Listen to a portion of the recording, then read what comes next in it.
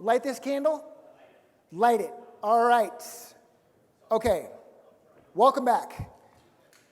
You guys aren't going to believe this. Brian Cox actually made all that food. He came here this morning. We did like a potluck, so just, again, Brian, I don't know how you do it. All right. Our next speaker is brought to you by another longtime EO strategic alliance partner, Lathrop GPM. Lathrop GPM represents clients throughout the nation and the world from their coast-to-coast locations. No matter what vision you have for your businesses, they provide sophisticated and practical legal solutions to bring that vision to life. Awesome. Now, I am actually very, very excited to introduce this next speaker. She's a good friend. She's a colleague. She flew in from Houston. She made the trip despite the weather. She is a emerging rock star in our world as professional speakers. She is booked all over the planet. Everyone loves her. I'm going to see her next month at our speaker conference where a bunch of 1,000 weirdo speakers get together down in Nashville. And I just can't say enough great things about her. I know you're in for a treat. She's an amazing human. And roll the video. Crystal Washington.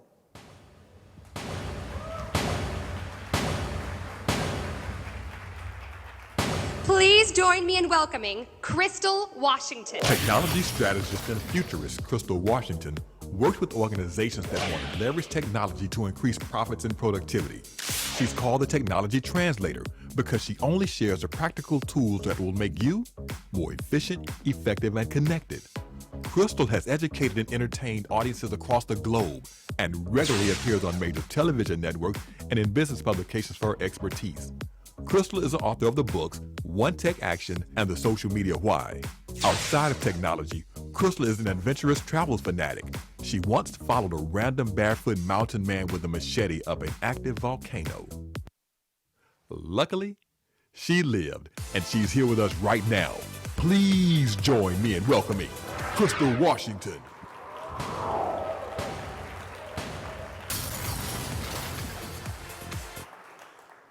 So I want us to start off with you picturing yourself in 2019. Do you remember your 2019 self? When you thought you knew how the world worked? Do you remember that? Imagine walking around in 2019 and then someone jumps in front of you, poof, and says, hey, I'm from the future. Let me tell you what the next 2 years are going to be like. If they told you, would you have ever believed them? No. There was nothing in us that was prepared for the amount of change that we've endured. And many of us in here have found ourselves stretched beyond anything we thought recognizable. Some of our businesses had to shift tremendously. Others stretched in wonderful ways where we had new clients. Some of them, we had to pivot a little bit. I know that's everyone's favorite word, pivot, right? When I said it, I felt like the daggers coming at me. Don't worry, I'm not going to talk about how we need to pivot at this point. But what we do need to do is think about the future of the workplace, because things have changed dramatically. And I'm very fortunate, like Ross, I get a chance to speak across industry, and so I'm hearing all these conversations about what the future of work will be, what it will look like. And there's so many different elements we have to consider. And so the goal today is by the time we're done, you're going to understand some of the trends in the future of work. But more importantly, I want to empower you to influence it in ways that you probably don't even realize are possible. As entrepreneurs, you already have a great deal more power than the average person to influence the future of work. But I'm going to show you some very specific things that you can do starting right after we're done today, okay? Now, if you love taking notes, raise your hand. Who loves taking notes? Awesome. There's usually like a few people sprinkled. I appreciate you. Thank you so much. If you love taking notes, feel free to take notes on your iPad, on your yellow pad, take pictures of the screen, or in a second, I'm just going to put up a slide where you can just text or email me and I'll just send you a PDF. Does that work for everybody in here? Yes. I noticed that some of you are drinking out of containers we can't see through, so I want you to be able to sit back, enjoy your beverage that I'm sure is water, right? Whatever it is. What's interesting, my new mantra over the course of the last 2 years when I see people doing things is whatever gets you through, no judgment, okay? So whatever you're sipping on that's getting you through, enjoy it, and we're going to move forward. Now, this is going to be divided up into 3 different sections. First, we're going to look at the shift. we have to understand that people are changing in some dramatic ways. And obviously, we have to understand how people are changing if we're going to look at how the workplace itself is changing. Then we're going to look at 10 trends.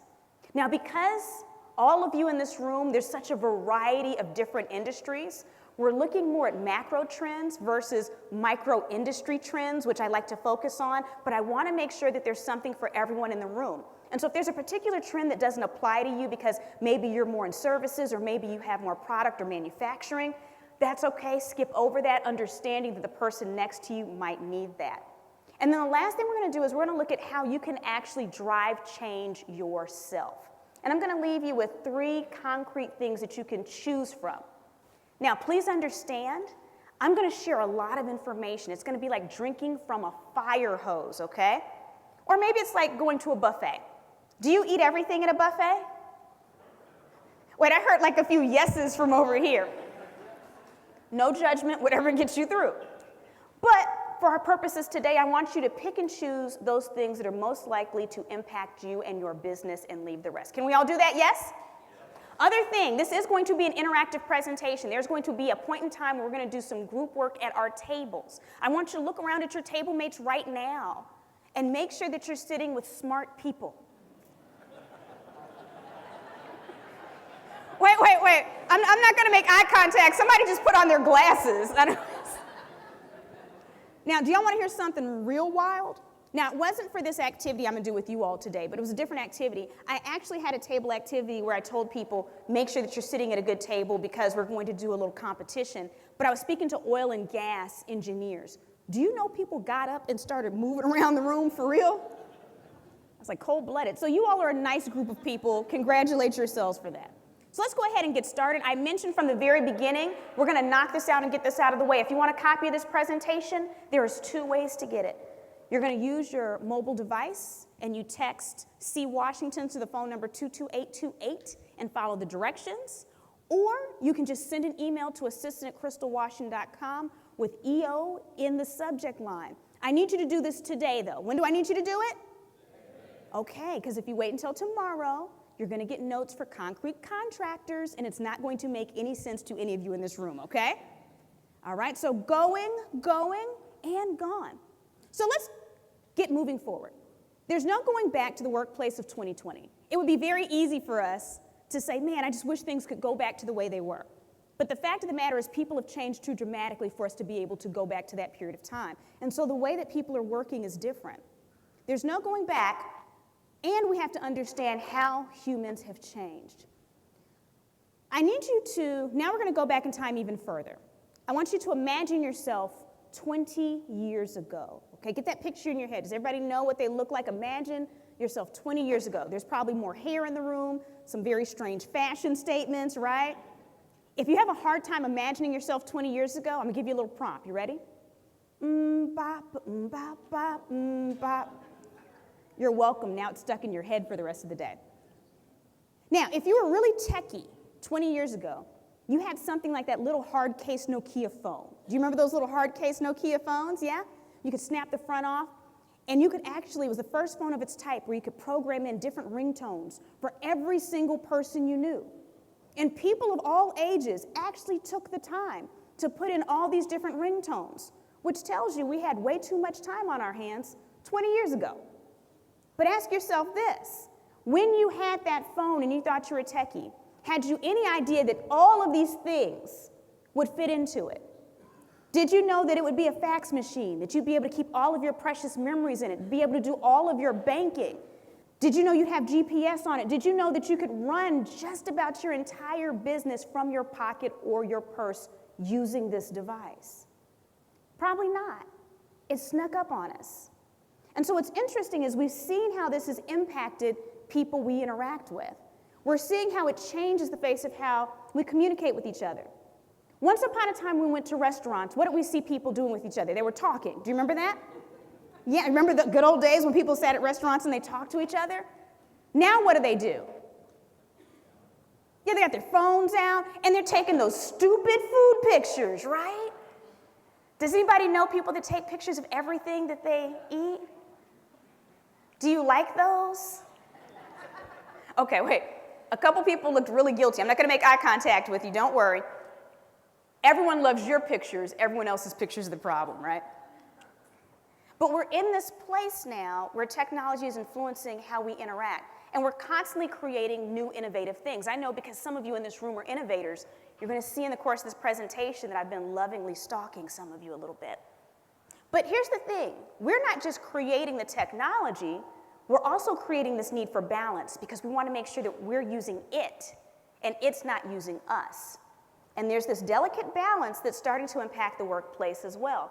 So for some of us in this room, you have employees that it's very hard to get them to focus because they keep checking their phones or they're playing on devices at times. And so how do you balance that out? But what's even more interesting is it's not just humans that are creating technology. Technology is changing us in some very fundamental ways that will impact how we work with people in the future. The number one way it's changing us is we're developing something called digital amnesia. What that means is we retain less information in here because we now have these external devices, these external brains that we always have with us. I'm going to demonstrate this point. I want you to turn to someone near you and tell them your first childhood phone number. Go.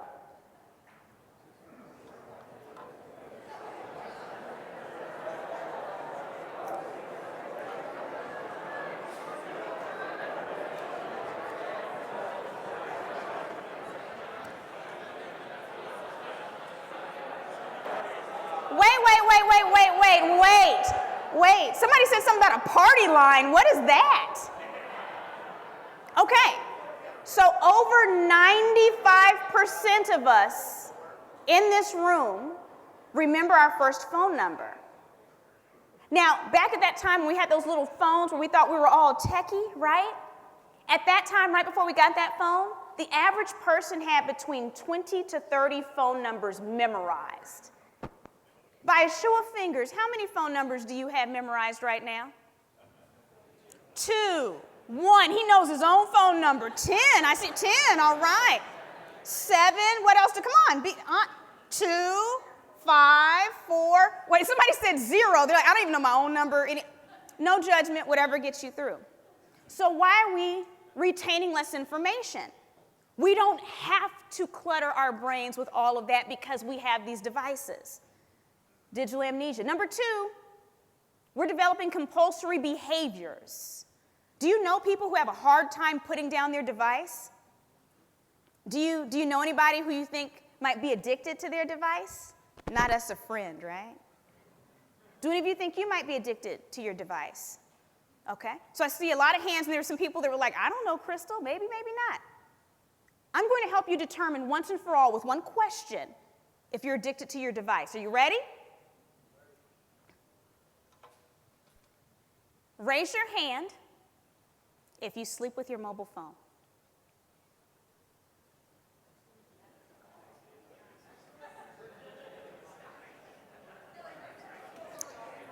I want you to notice what happened when I asked that question. People all around the room said things like, what does she mean? In the bed, by the bed, on the floor? So predictable. And if you have that question for me, fair. I have a question for you. If you slept with a beer in the bed, by the bed, or on the floor every night, might you have a problem? So now that we've determined we're all addicted, we're developing compulsory behaviors. So we even have to create laws to protect ourselves from our devices. Honolulu made it illegal to go through a crosswalk looking at your device because people were getting hit by cars. Do you remember those old Hanna-Barbera cartoons? Yeah? Remember like the Flintstones? And when Fred would get scared, he'd jump up in the air and his little feet would do this. Remember that? You can go on YouTube right now and you can find a video where a traffic camera caught this right outside of Los Angeles. There's a gentleman walking down the street who's so engrossed in his device. Who knows those people who aren't paying attention? Yes? You've seen them? So engrossed in his device, he didn't notice that a wild bear had wandered out in front of him until it was about 8 feet away. And he looked up and saw it. And again, you can see this video. I'm not making this up. He jumped up in the air. And for a few seconds, his little legs did this. I didn't even know that was possible in real life. Right now, if you were to turn off your phone for 24 hours. So first off, I wish you could see the stressed out looks just for me making that suggestion. But if you were, many of us in here would hear or feel ghost notifications, compulsory behaviors. Number 3, it's changing the way that we learn. Now, even before the pandemic, you could go to museums, use augmented reality, point at different exhibits and get more information. We could look up things instantaneously. But since the pandemic, technology has shifted how we learn. Did anyone have the lovely experience of having a child in virtual school? How was that? It was like, no. Someone in the back said, boo. 0 stars, would not recommend. Y'all want to hear something wild? I have 0 children on purpose. How many children do I have? On purpose. Somehow, even with that life decision, I ended up in charge of a 10-year-old virtual schooling for an entire year because my sister and her husband, their work schedule wouldn't fit with them managing my nephew's virtual school. It was a special kind of Hades. But we've learned that we can meet virtually and we can still get education and do training that way. And it doesn't replace face-to-face, but it can stand in the gap. It's changed the way that we have experiences because instantaneously we can call things right to us. If we need a car, we can do it instantaneously. If we want to visit someplace around the world, we can do it instantaneously. And so we are more connected to these devices than ever before. With that having been said, we are becoming, by definition, the cyborgs that 1980s movies talked about. We are humans who have been mating with technology. Not the first definition of mating, hopefully. The second definition, which means to be fitted with, which means to merge with. Many of us, we sleep with our devices, we always have them, we're wearing them, and so we're more connected than ever before. And to be clear, we're not androids. Androids are robots that imitate humans. We are cyborgs, so we're closer to like Iron Man, hopefully without the issues. So what does this mean? All of this constant change that we've been enduring. Understand that this is unnatural. Never in human history have humans ever had to adapt to this much change this fast. Our brains have not caught up biologically to the experience that we're having right now. And so what this means is that we do have some opportunities because people are changing so rapidly. They're looking for more efficient ways to do things. Many of your businesses solve some of these issues that have come up with people wanting greater efficiency. But at the same time, with all this change, it also means that our brains are likely overreacting. And we're going to play a little game to demonstrate this. So look around at your table one more time. I need you to make sure that you're with smart people. We're with smart people, yes? Good, because this game is one of life or death, so I'm glad you made good decisions. So let's tell you how this is going to work. We're going to play 3 very quick rounds. Each one is only going to be about 20 seconds. I'm going to present you with 2 options. How many options? Very simple. You're going to choose A or B. You're going to choose which one is good, which one is harmless, which one you're comfortable with. You're trying to avoid the dangerous item, but here's the thing. You have to decide as a table. You're only going to get about 20 seconds, and you have to go with your table. So there's no, well, these folks said this, but I'm doing this. Nope. You're all on that ship together. Are you ready for round 1? Yes? All right, so round 1, you're hungry and you want a snack. I want you to choose which item you're going to eat. Are you going to choose A or are you going to choose B? 20 seconds, go.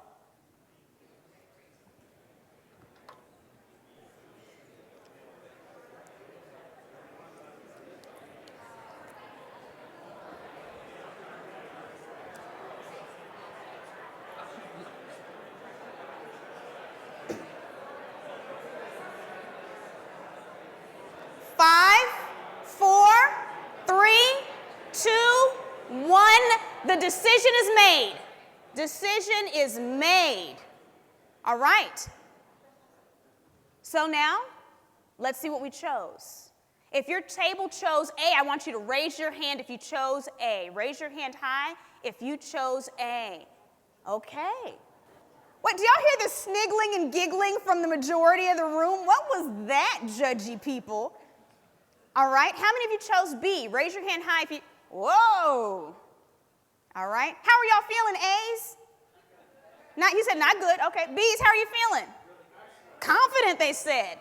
Okay. So A's, if you feel inclined to, this is a decision, if you're able to and you feel inclined to, please stand up to learn your fate, A's. Go ahead and stand up. It's okay. Stand up. Stand up. All right.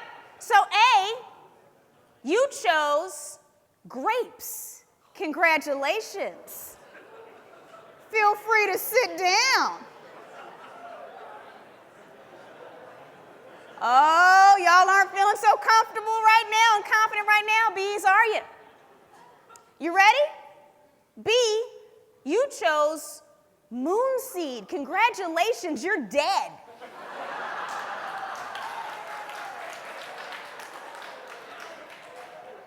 And just like that, we've wiped out 80% of the entrepreneurs in Minneapolis and surrounding areas. All right, that's okay. There's chances for redemption. 2 more rounds. Next round, now we're going to choose a pet. And our pet's name is Fluffy. We're trying to choose which one is good. You do have to choose one of these Fluffies, okay? If you decide to abstain, evil Fluffy automatically kills you, okay? So, is Fluffy A? Is that your Fluffy? Or is your Fluffy B? 20 seconds, go.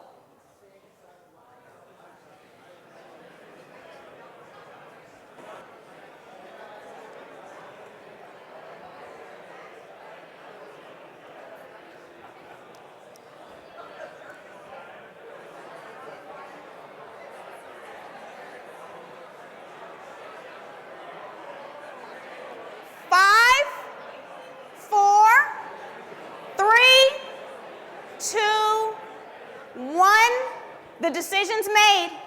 Decision's made. Anybody still talking? Evil Fluffy's gonna get you.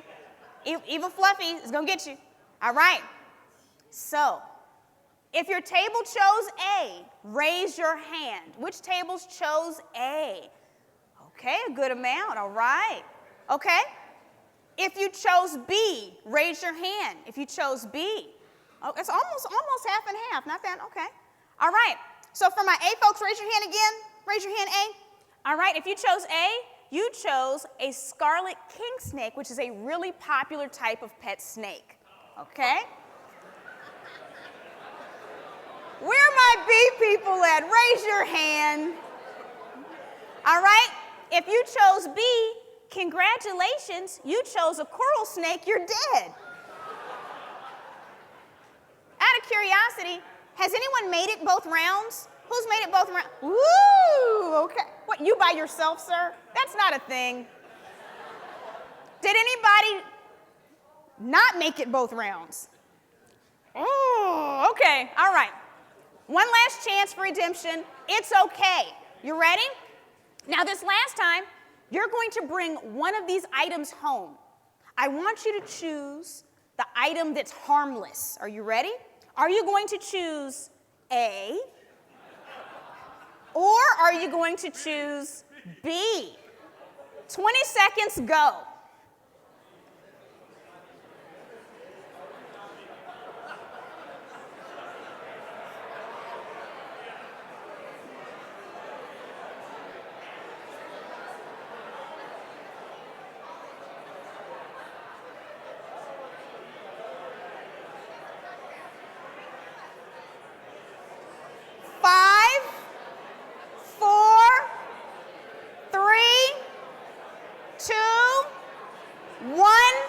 Decision's made. Decision's made, or I'm going to get evil Fluffy on you. Okay, you ready? So, we were choosing the harmless item. Who chose A? Raise your hand if you chose A. I like how A's rose their hands like they're uncertain. Raise it high. We need to see who chose A. Okay, hands down. Okay, who chose B? Okay, that tickles me. All right, that tickles my soul greatly. Okay, A people, raise your hand. Okay, so what you chose is a baby.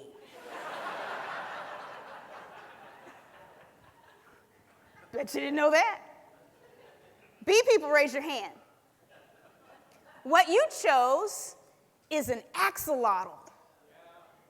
So now all these faces are like, what does this mean, Crystal? Don't worry, I got you. So, an axolotl is a little amphibian that's found in a very small part of Mexico. They're cute as a button. And I may have been researching them a little bit because I might be trying to talk my husband into getting me one. Anywho, when you see them in person, they kind of look like smiling babies.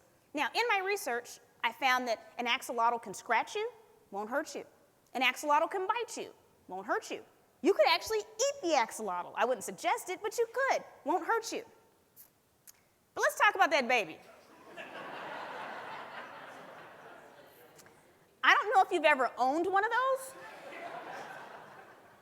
but when you first bring them home, they spray stuff on you that smells weird, right? Stuff from their crevices. I don't know if you see what they do to bank accounts,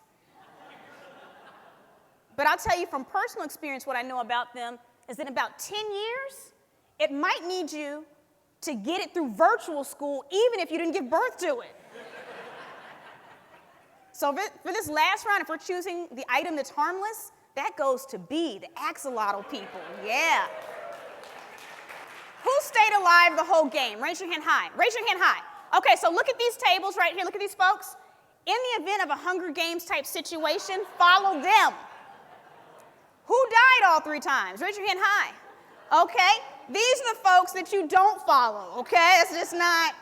That's not, I'm a little disturbed that a few of our speakers are in these tables, but that's okay. You just don't follow them for this stuff, but their expertise is there. Now, I promise you there was a purpose in us actually doing this, okay? It was to illustrate 2 points. Number 1, notice how the smallest little change in one item meant the difference between life and death, the smallest little change. The only reason we're here right now with each other is because our ancestors' brains had to recognize the smallest little changes as danger. And that's what kept them alive. Understand that biologically, our brains are still responding to danger the same way. And so, when it comes to shifts in the workplace, and us ourselves having to change the way we do things, notice how oftentimes our first reaction is to kind of poo-poo what's coming. People just need to get over it, or they just need to. We think that we're getting moonseed, even if something could potentially be productive and helpful. And understand that some of our workers are the same way when we're introducing new technologies or ways of doing things. They see danger when we're presenting a solution. So we have to be patient with them. That's the number 1 thing this game illustrated. The second thing it illustrated is that most of you in this room have absolutely no business picking out your own produce, okay? All right. So, how did you do? Not that great. But with all these changes that have been going on, especially when we're talking about in ways of technology, the beautiful thing about it is there's no longer an excuse to not have some idea of what your people desire, some idea of who you're meeting with in the room before you get there. We have more insights into people than we ever did before. That's the beauty of the technology, right? Y'all are a good-looking group, by the way. So we've talked about the shift, and we've also learned again that most of us in here should not be picking out produce. Now we're going to go very quickly through about 10 trends that I want you to be aware of. Now, they may impact your business as an individual, or it may be for the person next to you, but I'm going to walk you through a few trends very quickly, okay? Now, just understand the basis for a lot of these trends is the fact that the isolation that people endured for the last 24 to 25 months and the changes in how we were doing things has shifted people's reality, it's shifted their priorities. How many of us in here found ourselves having different priorities over the last 2 years? Did anybody have any revelations? Yes? And so did our people. And what we found is that they've not only had shifting priorities, but there's an increased mental strain and desire for employee resources to support. Some of the things that employees are asking for, which we'll see in a moment, it almost reminds me of in the early 1900s. And I'm not saying we should embrace this completely. But remember in the early 1900s that companies would take immigrants and almost shape all types of things about their home life as well. They were teaching them the language, teaching them hygiene. Again, I'm not saying there weren't some negative things that came out of that, but it was a different type of employer-employee relationship. I'm not saying we're going back to that completely, but our team members are asking for more help than we've been giving them. And so it's just a shift in what's happening in the marketplace, okay? We know we've all heard of the Great Resignation, which is an interesting term because a year ago no one was talking about this. And so we have to ask ourselves, why are people leaving? And oftentimes in conversations, the first thing I hear people mention is money. But for the most part, when you look at a lot of the studies around people are leaving, why people are leaving, they're not leaving jobs, they're leaving bad bosses. They're leaving poor cultures because some people are leaving positions to go someplace else where they're paid less, but they have a better quality of life. And so if you're dealing with labor shortages right now, understand that money may not be the answer. But we're going to look and see at some things that may be, okay? So you've heard of a home buyer's market. This is definitely employees market. So one trend I want you to be aware of is obviously remote and hybrid work. It's staying to some degree. Now, obviously, for all jobs, that's not possible. Some work you have to be in person to do. But for those jobs where it's not a requirement, there's a lot of pushback right now from people not wanting to go back into the workplace. They're wanting more flexible hours. They're less willing to relocate for work. We're finding a merging of work and personal. And we've all seen that on some level because you think about how many virtual meetings we would have before the pandemic. And then during the pandemic, were we not all having more virtual meetings?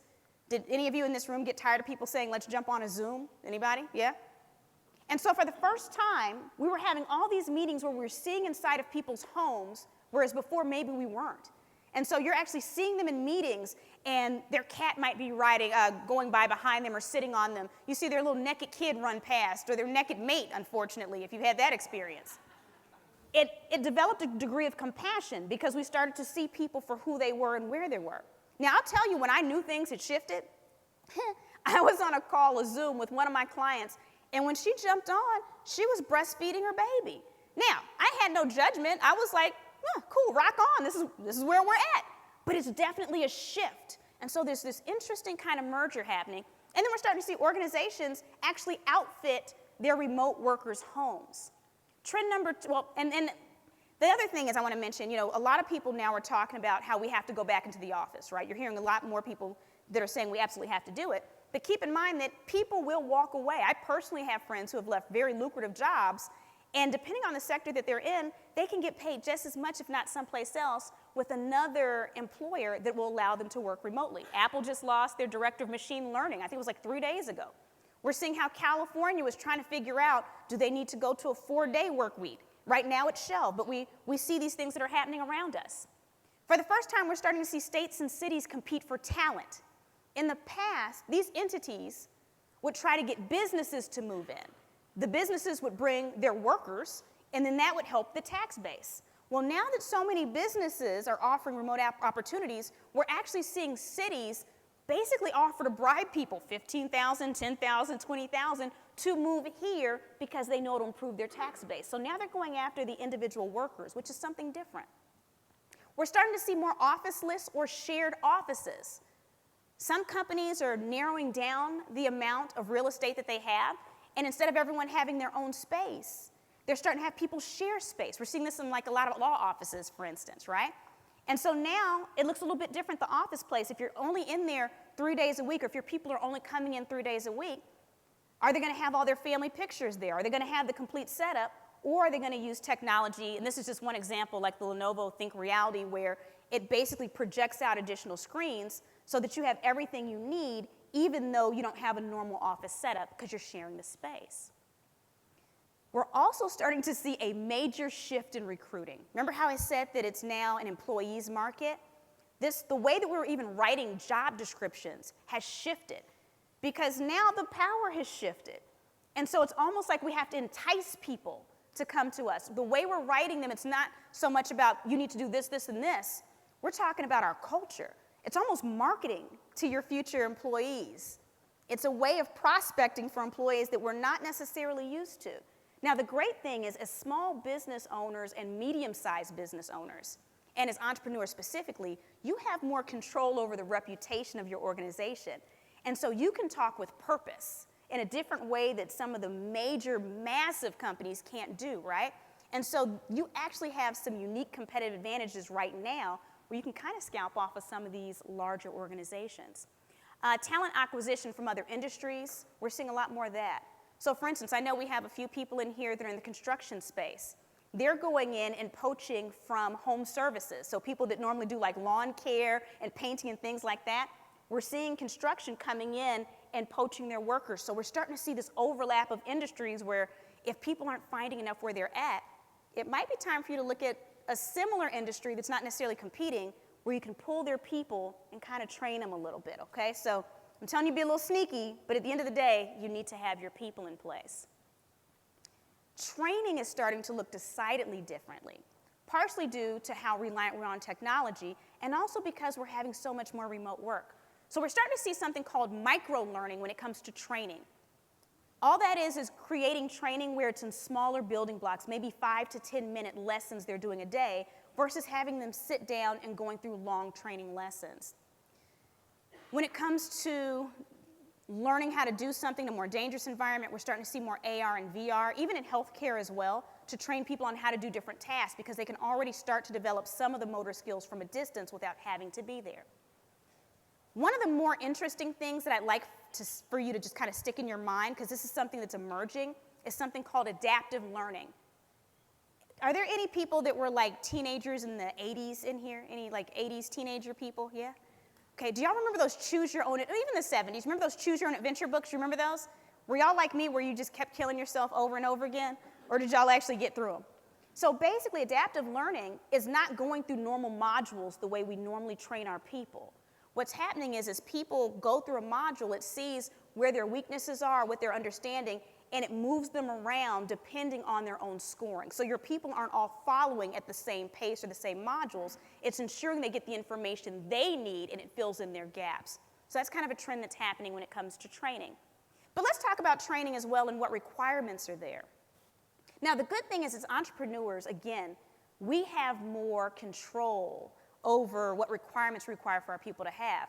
We're starting to see this overarching trend where a lot of organizations are not requiring the same amount of formal education. So for instance, a lot of the airlines have dropped the requirements for the 4-year degrees from pilots. We're seeing that companies like Google are saying, you know what, you don't need the degree, we'll train you internally. So my question for you to think about is, what does this mean for you in this room? Do your requirements need to change if you're not getting the right people? Is there a way for you to train them?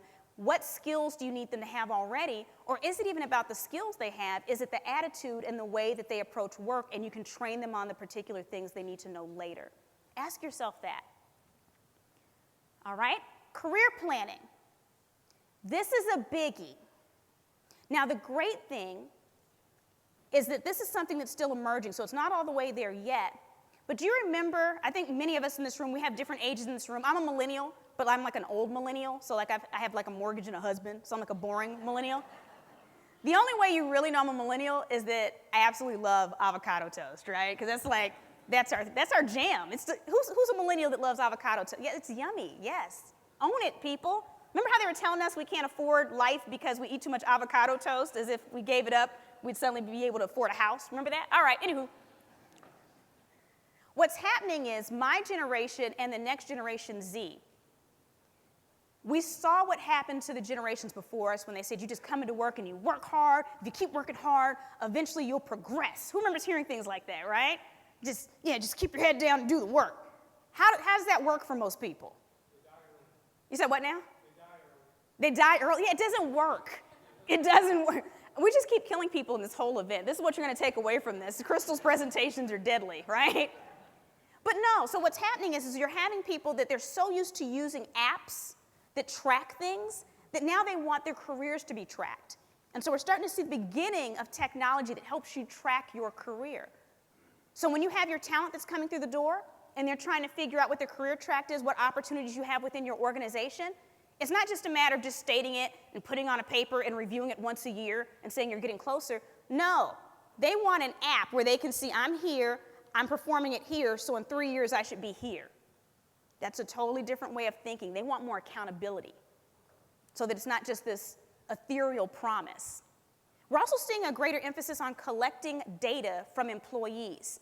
How engaged are they? Not just surveys, but how often are they logging into this? Are they giving feedback? Are they happy where they're at? We're trying to do data on them the same way we do on our actual consumers and clients because they are internal clients. They're our internal customers. Number 7, this goes back to the thing I said earlier about employees wanting more from us as business owners.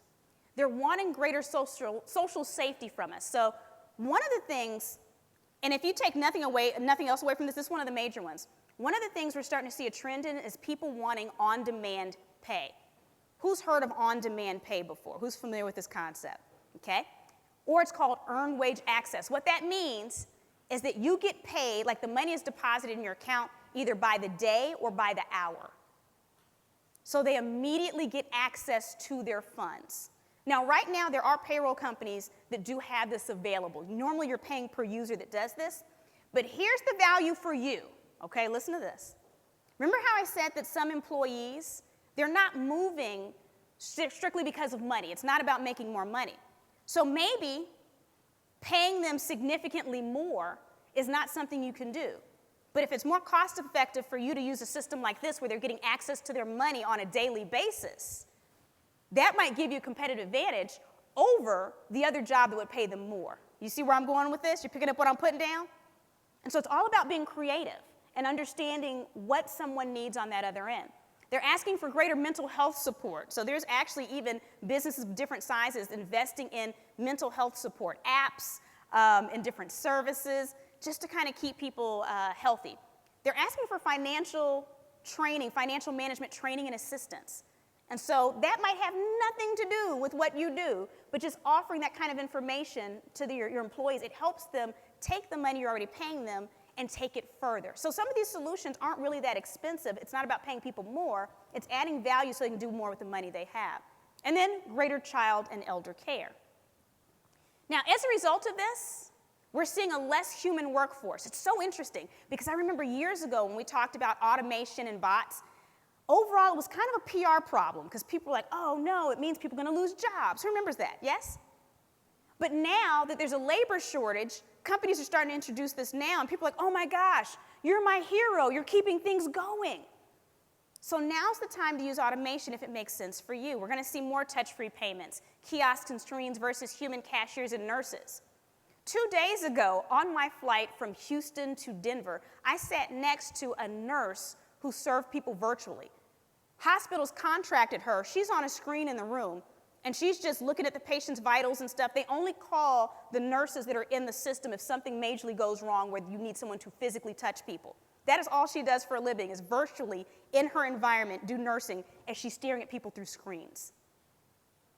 Autonomous vehicles allow for less drivers, and then, of course, greater artificial intelligence, Internet of Things. That's where we get chatbots, a lot of these conversations. Has any of you ever had a conversation with a chatbot and you didn't know it was a chatbot? They're getting really good, right? Now, the great thing about all of these shifts is that there's a greater opportunity for people with disabilities. For the first time, because we're using so much robotics, we're actually seeing people with disabilities that are able to work on construction and all kinds of physical projects. And so there's some great opportunities there. We're able to see them participate in virtual training and hybrid meetings, and then telehealth and remote work as well. The last one, and this is probably the scariest trend, is that there's an increasing gender participation gap. Over 3 million women fell out of the workplace since the onset of COVID. Now, if you're like me, because I'm like, okay, that's an interesting number, but I need to know the number of men. Because how many of us know that numbers can skew? Like, if you don't have the whole picture, people paint a whole wrong story. Only 2.5 men. And so this is a significant problem. And so if we're really trying to create a workforce where we say that we believe in gender equity, we have to think about the fact that women are less likely to come into the workforce, come back to the workforce, because many of them were saddled with additional responsibilities. How do we work around that? Many of them are less likely to want to come in person, but all the surveys point to the fact that the average boss sees that in-person work, they believe that it's more productive even if it's not. So these are all trends. But let's go from observing trends to creating realities. Here's what we have to understand. If we're going to create change, we have to ask what is real. What is this? You can say it out loud. We don't die on this round. What is this? It's a phone. If I was in Paris and I held that up, would people say phone? No. The only reason it's a phone is because we all collectively agree it's a phone. Most of the best practices, most of the laws we have on the books are a result of us having collective agreements. We can go right now and go back in time 100 years and look at some of our laws, and we're like, ugh, we were terrible people back then. No. Now, I want you to repeat after me because I want to be very clear before I go forward, okay? I'm going to repeat after me. Crystal did not tell me to break the law. It's not what I did. What I am saying is you can influence change by understanding that most of the things that we believe are objectively real are not actually that. The other thing we have to understand is the future does not just happen, it leaves us Easter eggs. Many of us believe that the future happens and we have to react to it. That's not true. I'm going to demonstrate this. Now, one example, and I'm not going to go into this in the way that most people do, but Blockbuster. They backed out of the deal with Netflix. They had the opportunity to buy them. They decided not to move forward, right? And why? They said, hey, we know what people want. This streaming thing you're saying is going to take off one day. I don't think that's going to happen. People don't want stuff to come to them at their home, mailed to them. No, we're Blockbuster. We know what people want. They want to have to get off the couch and put on clothes and get in a car and drive to a store, pick out a video, check it out, take it home, watch it, forget to return it, and pay a late fee. The future didn't just happen to Blockbuster. The reason that Blockbuster had the experience they did is because they didn't listen to their frontline people. All they had to do was ask cashiers, hey cashiers, what problems are you seeing that people talk about all the time? And they would have told them, every day people come in here complaining about not being able to find videos or paying late fees. Same with taxis.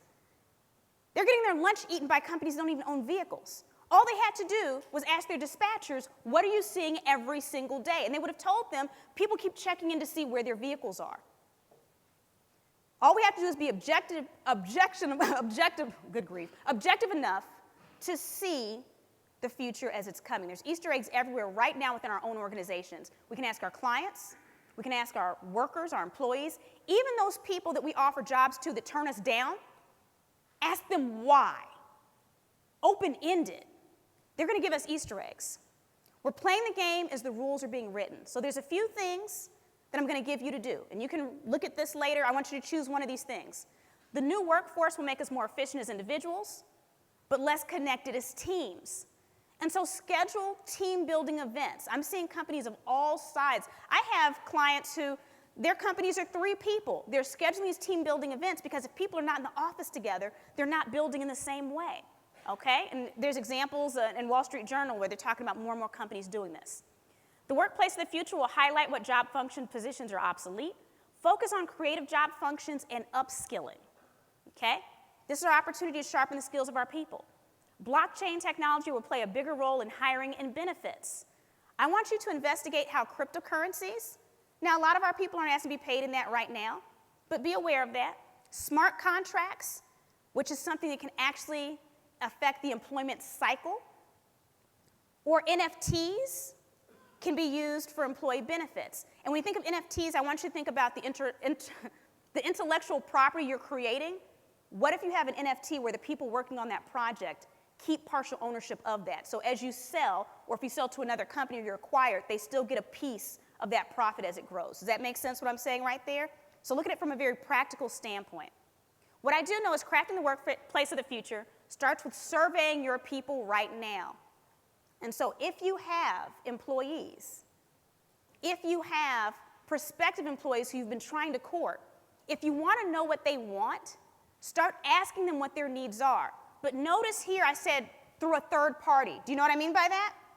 If you ask them directly, many of us as entrepreneurs, we have personalities that bring our people to us. That's part of our magic, right? We are connected with our businesses. A lot of our people do not want to tell us to our faces all the little things they see that can be improved. But if you do it through a third party and make it safe and wrap it in a bow as them giving you a gift so that your company can have greater longevity, watch the magic that will happen. Watch the Easter eggs they will give you. So right now, you're equipped with some of the trends that are coming up. I've given you a little homework to choose just one of those things moving forward to look into.